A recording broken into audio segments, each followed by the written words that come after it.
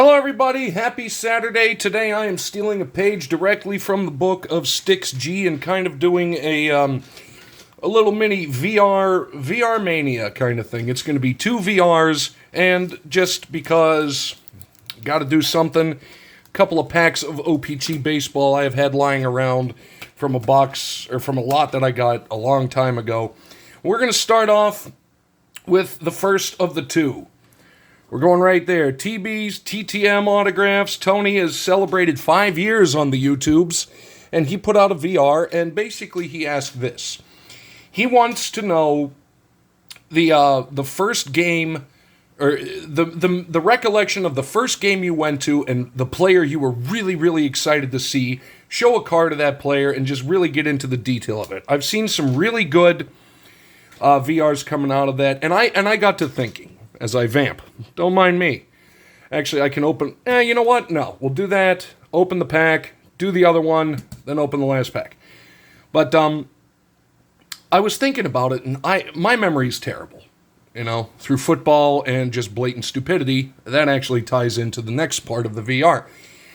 I cannot remember the earliest game I went to. More than likely, it would have been a Pirates game back in the 80s, but like I say, I cannot recall. So I really thought back, and I thought, what was the first game or the first time I really was excited to go to a game to see a specific player? And now I firmly believe that came in the 1996 NFL season. It would be a Steelers game. And the guy I was most interested to see, and the guy and I was able to actually see his last game as well, is this guy right here, the bus. Jerome Bettis. We'll get a close-up on that because that is just fantastic. And that came from the absolutely amazing Julie Farnham, who you will be seeing in something, who will be referenced in something again tomorrow. But Jerome Bettis, as we all know, started off his career in 93 with the Rams. The Rams, for whatever reason, decided Jerome Bettis wasn't going to be very good. I know, but, you know, hindsight being 20/20 and whatnot. So he came to the Steelers in 1996. To my recollection, that would have been, I think that was the first big-time trade that the Steelers did in my lifetime, or at least in the time when I was cognizant of football. By the time I was born, for the most part, the Steelers of the 1970s had been retired or were about to retire. I know Terry Bradshaw retired, I think 1984, and I was only 2 years old. Webster went on, I think, the longest and retired in 1990, but at that point, you know, by the time I started really getting into it, he had moved on to play for Kansas City. So I remember the bus, and I remember seeing the newspaper articles saying he was coming to town. They had the old newspaper Steelers Digest at the time. And I thought to myself, man, who is this guy? Because I remember seeing him with the Rams.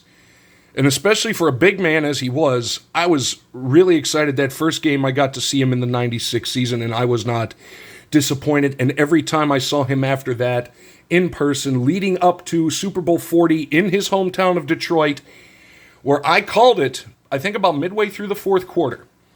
I called it, and I said, you watch, if the Steelers win this game, Jerome Bettis is going to retire. And he absolutely did, because you can't get any better than winning the Super Bowl in your hometown.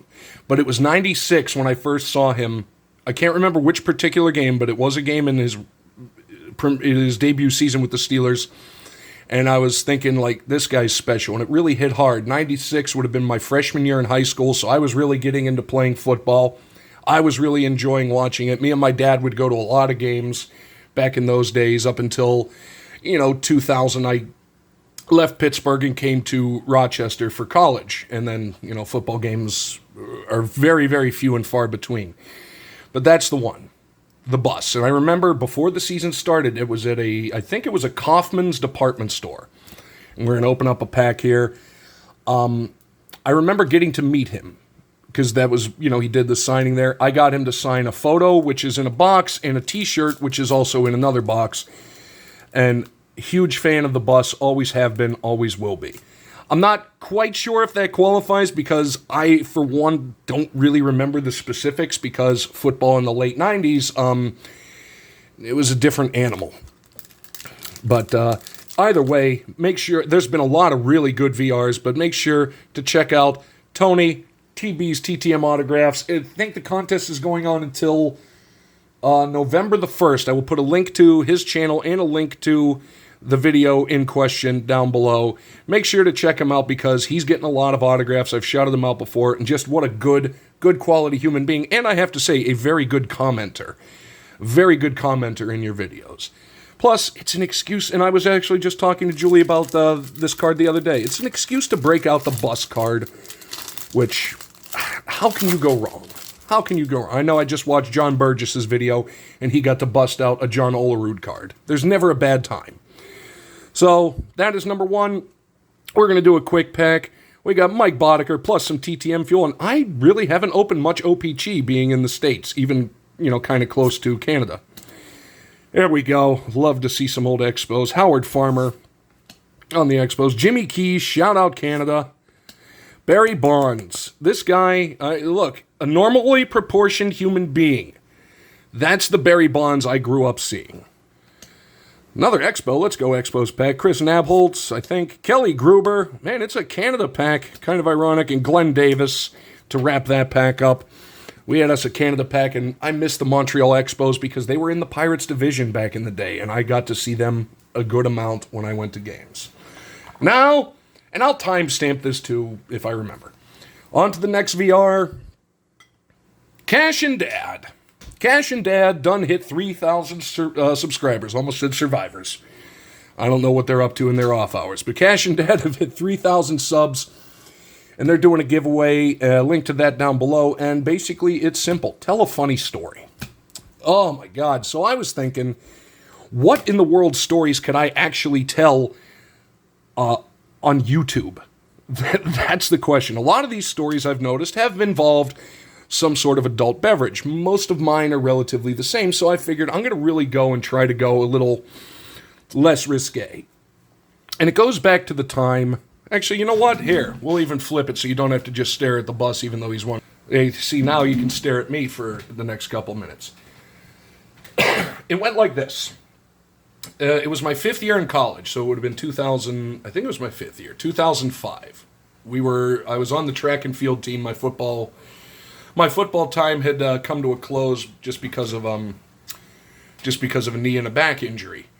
But I continued to do track, the field part, not the track part. The only time I got close to the track part is walking across it to find a coach. But we were going to the state championship meet, and we were going up to St. Lawrence College, way up north. If you know the geography of New York, you know. St. Lawrence is way up there. Actually, weirdly, the alma mater of Kirk Douglas and Viggo Mortensen, who I actually ran into one time at a regular track meet at St. Lawrence. But that's not this meet.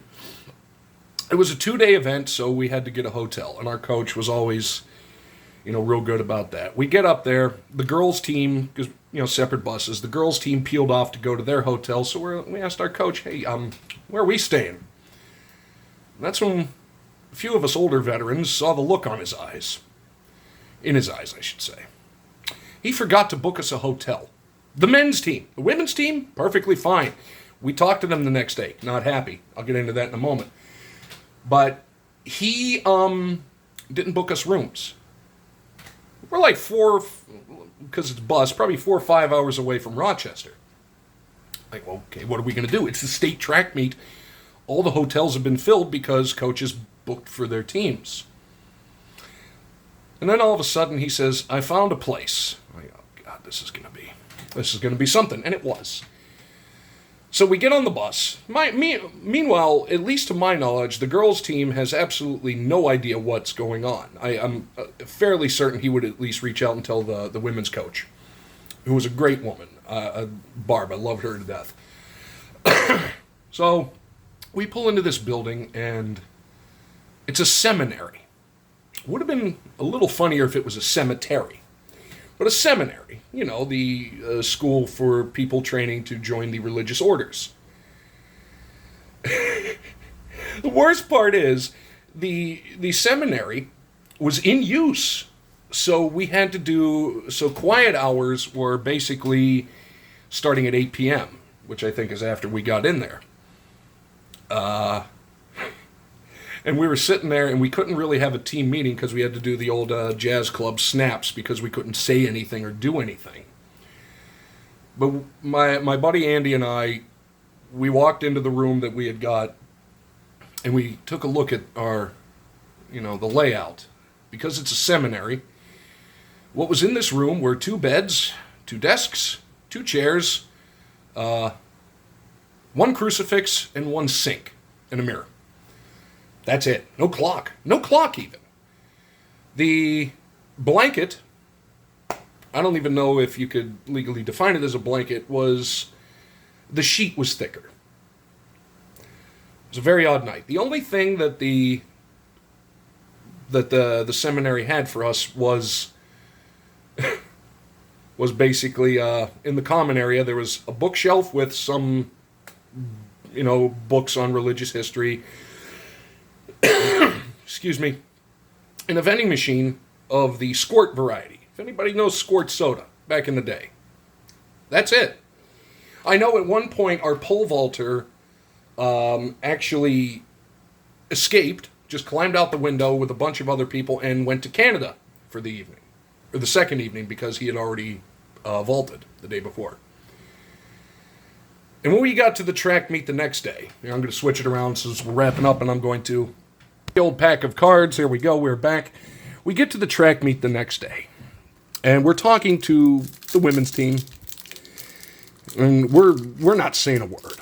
Because we're less than thrilled with our coach at this point. It is what it is. What can you do? We said to them, like, hey, we're talking to the women's throwing, or the throwing coach in general, who was a female, and the girls' team, like, and they're like, how was your hotel? And we just kind of briefly explained what had happened. And they started laughing because, as we found out, their hotel, they had like little individual cabins and hot tubs. That was the one time that logistics failed me. So we stayed, all of the men's team, 2 nights in some seminary, I can't remember which one, not far from St. Lawrence. St. Lawrence, is it college or university? I can't remember. I think it was college back then, it might be university now. Or it was always university. Anyway, while the girls' team had hot tubs. Yeah. That, the thing, and that's the best part of it as we wrap it up. We've got Jack Clark, and I love the car, and these are some TTM fueled. Danny Darwin, Bobby Thigpen, there we go, speaking of that, John Olerud, that's going out to get signed. Roberto Alomar, the Eck, there's a mustache right there, shut up maiden, and a great one to end on, Ricky Henderson. And it's just, and I mentioned it to Brandon Jensen when he did his VR. If you get to a certain point in life, the age that some of us are, and you don't have weird stories like that, can you really say you've lived life? So yeah, 2 nights in a seminary, track meet all day the next day, and then a slightly awkward and mildly uncomfortable 4.5-hour bus ride home. Needless to say, that was the only time it happened in the 5 years I was attached to the track and field team. Medical red shirt, let's go. Even though it was Division III.